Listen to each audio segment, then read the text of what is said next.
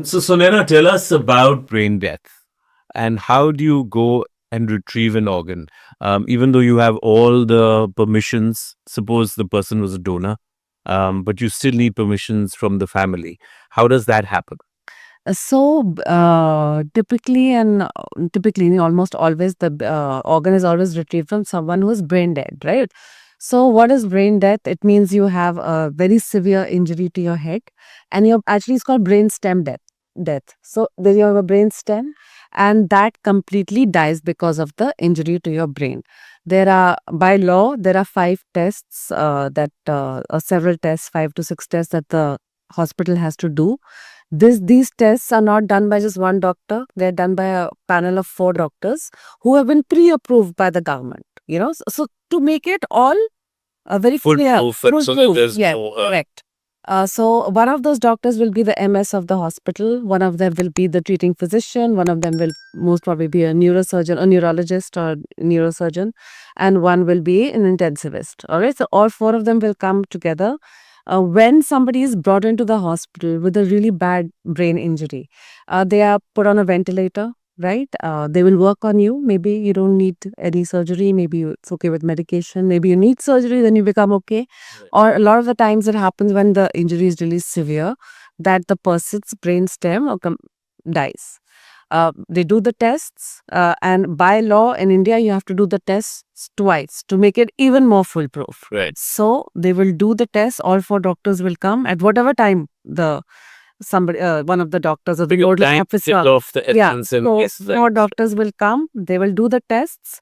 If they find this person's is brainstem dead, they will sign on the paper. Right now, by law, you have to repeat the test after 6 hours. You have to leave a gap of 6 hours. Whether you do it after 6 or 10 or 12 doesn't matter. Again, those doctors will come back, and again they will do all the tests. So these must be international practices, right? That Yeah. or do we have No, everyone has their own everybody has practice. okay. Ours is that you have to do 2 tests, Right. right? And the second one will be brainstem dead.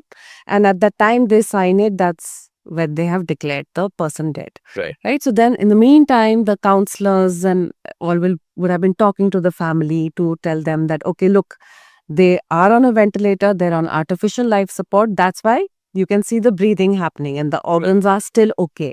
But they will never regain consciousness and they will never breathe on their own again. Right. All right. So they are, in effect, they pass. So as soon as they're taken off the ventilator, They will. it passes. Right. So then the family has to be explained. Now, the family at that point has never been told about this. They have no clue what is brain death. They have no clue what is organ donation. A lot of the times, the people who end up there are young people. Yeah. They are road accidents on a motorcycle or in a car or whatever. It doesn't have to be young, but they usually are. It's a huge shock. It's a massive tragedy within the Yep. family. I mean, And at that families time, want to deal with yeah, a at lot of that things. time to suddenly say very tough. So I have a lot of respect for transplant coordinators, counselors in the hospitals who actually have to go Very difficult. explain to your family Right. and then suggest that, look, one of the things you can do is to donate the organs because for a while they will be functioning because of the artificial life support. So then the family has to decide. If they say no, it's a no, and everybody backs away. If they, like in Rahul's case, I think they must have said yes initially, then backed out.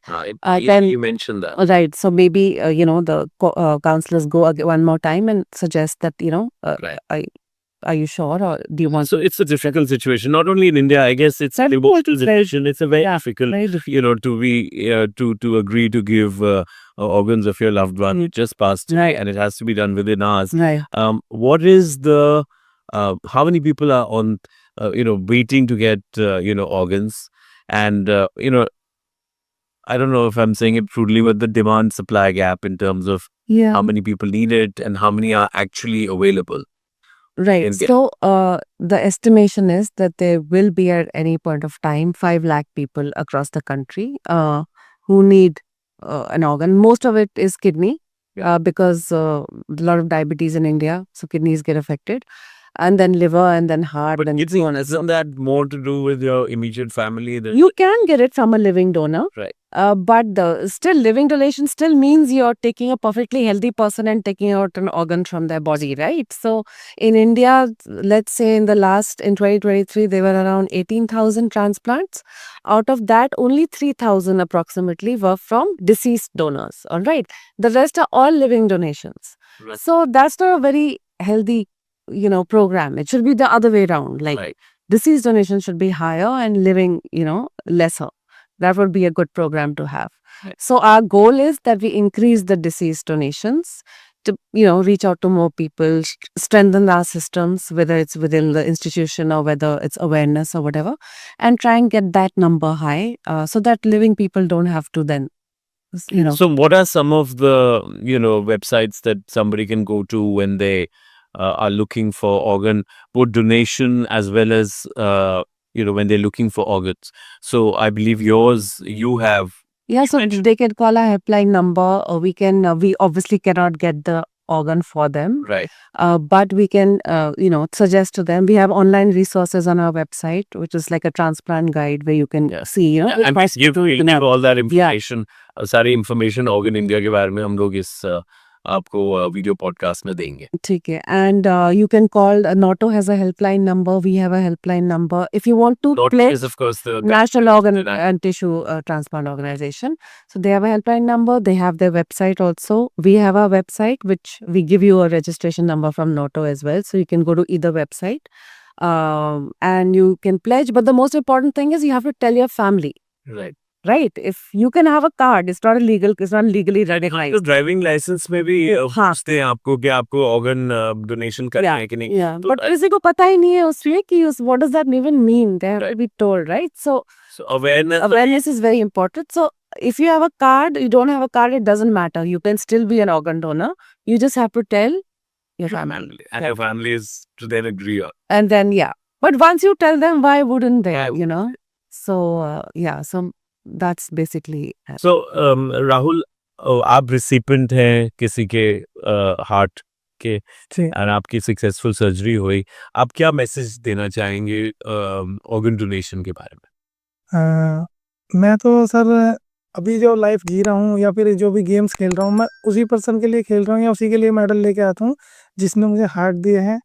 और मैं अपने उसी बदले हुए heart की दिल की गहराइयों से उसकी फैमिली का और उसका धन्यवाद करता हूँ. और जैसे कि मुझे नया जीवन मिला है, ऐसी ऑर्गन डोनेशन लोगों को करना चाहिए. औरों को भी, और भी लिस्ट में लोग हैं जिनको ज़रूरत है, तो उनको भी नई ज़िंदगी मिलेगी मेरी तरह. और जैसे मैं अच्छा जीवन जी रहा हूँ, वो भी अच्छा जीवन जिएगी. Well, thank you so much, Rahul. Thank you so much, Abai. You're an inspiration and you're a role model for so many people. Thank you so much. Thank you, Sunena, and telling us Well- about Organ India and the great work that you are doing. And thank